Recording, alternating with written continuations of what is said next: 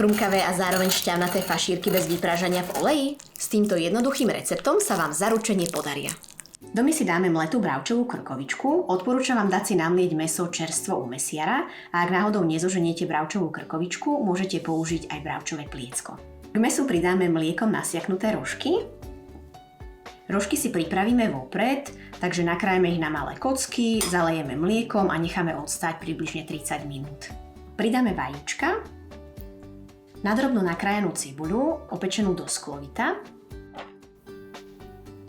strúčiky prelisovaného cesnaku, nasekanú petržlenovú vňať, ochutíme soľou, čiernym korením, majoránkou a mletou rastcou. Lyžicou dobre premiešame, aby sa nám jednotlivé ingrediencie prepojili.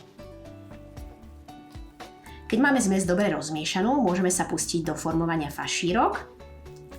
Zo zmesi si zoberieme približne takéto množstvo, z ktorého vytvarujeme guľku. Tu následne jemne roztlačíme, aby nám vznikol takýto bochníček, ktorý potom obalíme v strúhanke. Snažíme sa vždy vyformovať bochničky, ktoré budú mať podobnú veľkosť a hrúbku, aby sa nám všetky fašírky rovnomerne upiekli, nakoľko ich budeme piecť v rúre.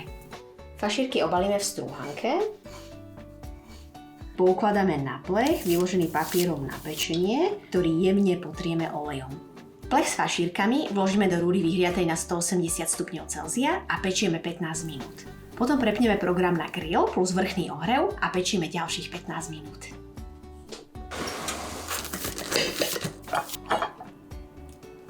Tak fašírky máme hotové, poďme ich ochutnať.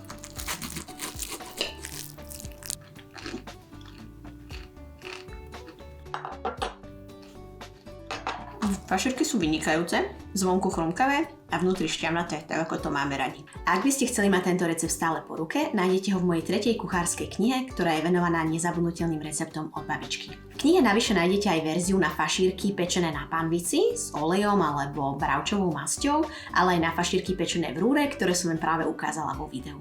Fašírky sú perfektne chrumkavé a šťavnaté vnútri a dosiahli sme to s minimálnym množstvom oleja a bez vyprážania. Takže ja sa budem veľmi tešiť, ak môj recept na fašírky vyskúšate a dáte mi vedieť v komentári pod videom, ako vám fašírky chutili.